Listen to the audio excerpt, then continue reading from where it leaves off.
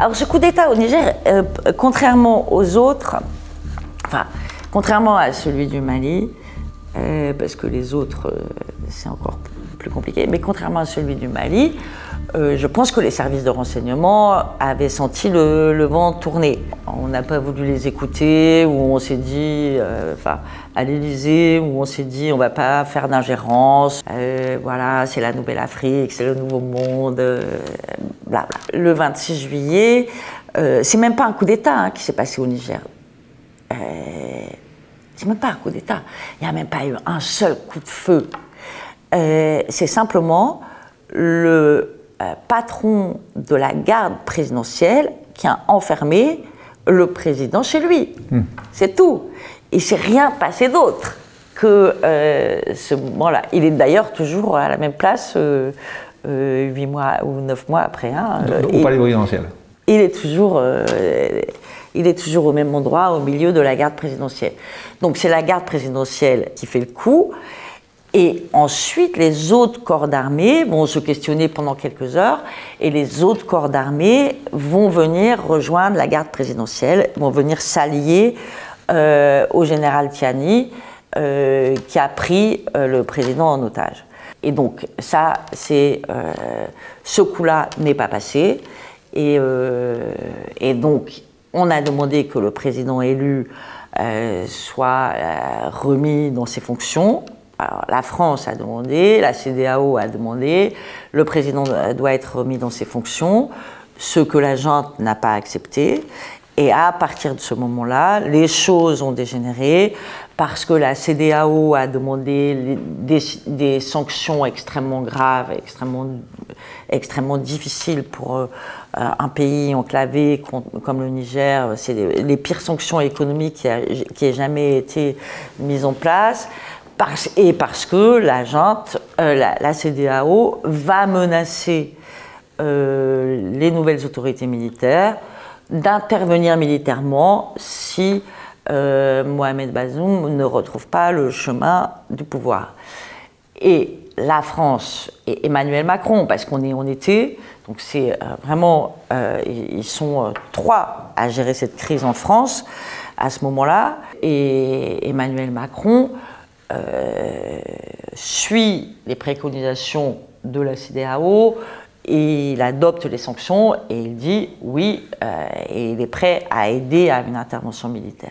Ça a été l'erreur magistrale qu'il ne fallait pas commettre, parce que toutes les populations se sont soulevées. Elles ont soutenu ce coup d'État parce que l'élection de Mohamed Bazoum n'avait été ni libre, ni crédible, ni transparente. Elles n'en pouvaient plus de ce système qui était porté depuis 10 ans par Mamadou Issoufou et par Mohamed Bazoum, et qui était un système où il n'y avait pas beaucoup de ruissellement entre le haut et le bas, et que c'était d'une part, et qui n'était pas un système non plus très démocratique et même plutôt liberticide. Et donc, elles ont soutenu le coup d'État, et plus on leur promettait la guerre, et plus elles soutenaient le coup d'État, et plus on leur mettait des sanctions, et plus elles soutenaient le coup d'État, ce qui fait que les militaires se sont retrouvés avec une légitimité populaire et une ferveur populaire, qui fait qu'on ne pouvait plus ils ne pouvaient plus partir. Et puis, il faut savoir une chose aussi, c'est qu'en Afrique, quand un président subit un coup d'État, s'il n'est pas remis en place sous les 24 heures ou 48 heures, c'est même plus la peine d'essayer. Le coup d'État, est, comme on dit en Afrique, le coup d'État est consommé. Ouais, ça a été jusqu'au point où ce coup d'État, ces putschistes ont bénéficié de la solidarité des juntes maliennes et burkinabées qui annoncent que toute intervention armée contre le Niger sera considérée comme une déclaration de guerre à leurs 2 pays.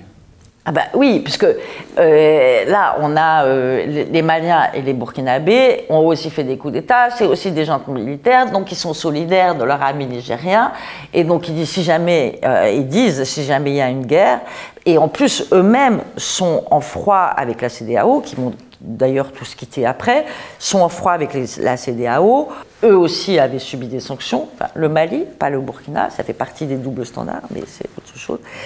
Et donc ils sont absolument solidaires de la junte nigérienne. Et en plus, comme la junte nigérienne est en conflit avec la France et que eux-mêmes, les Maliens, ont été en conflit avec la France, ils ont des tas de raisons d'être solidaires.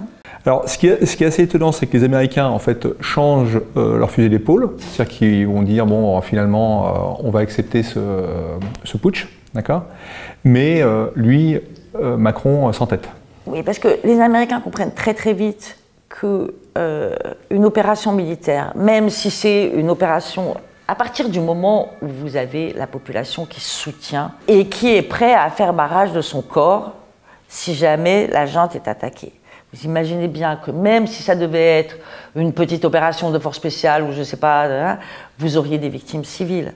Et ça, c'est plus entendable aujourd'hui dans un pays qui, en plus, depuis 10 ans, en proie au terrorisme et la CEDEAO n'avait jamais rien fait pour venir en aide aux autorités nigériennes pour lutter contre le terrorisme. Enfin, c'est encore autre chose. Donc les Américains comprennent très vite, et même les militaires français l'avaient compris, je pense, que cette opération, elle n'était pas faisable sans que ça dégénère complètement.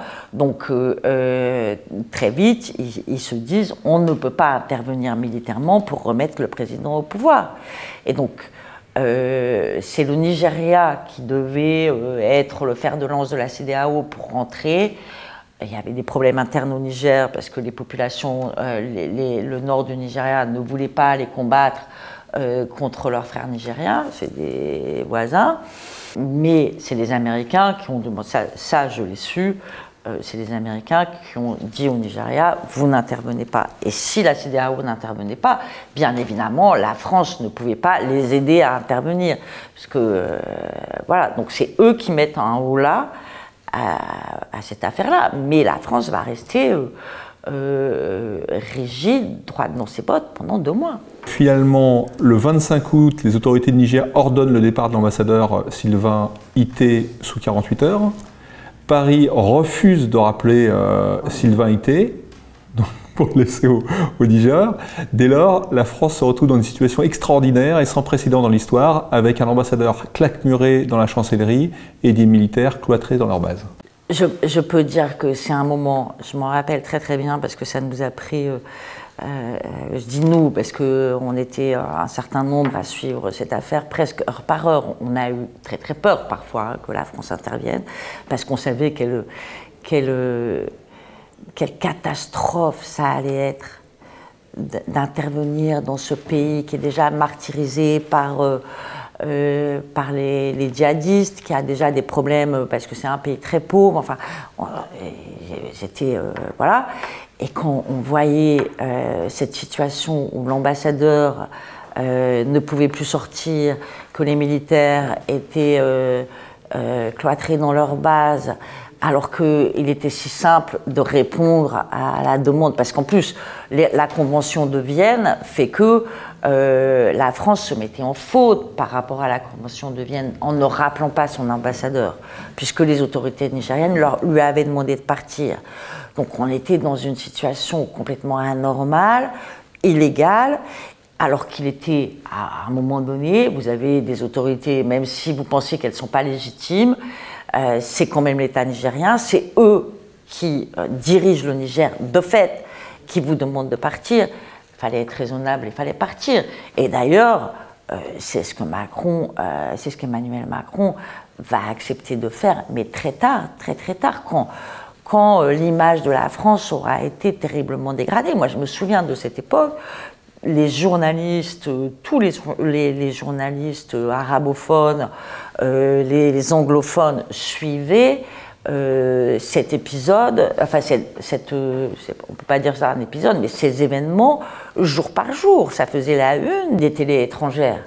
Et donc ça a été un moment terrible, quoi. Ça a duré tout l'été. Et c'est, je crois, le 26 septembre 2023, où Emmanuel Macron, entre la poire et le fromage, c'est-à-dire lors d'une interview télévisée où il parle du roi Charles et du pouvoir d'achat, entre la poire et le fromage, nous dit j'ai décidé que l'ambassadeur et les soldats rentrent en France. C'était le grand soulagement. Je ne vous explique pas comment WhatsApp crépitait à ce moment-là. C'était le ouf, quoi.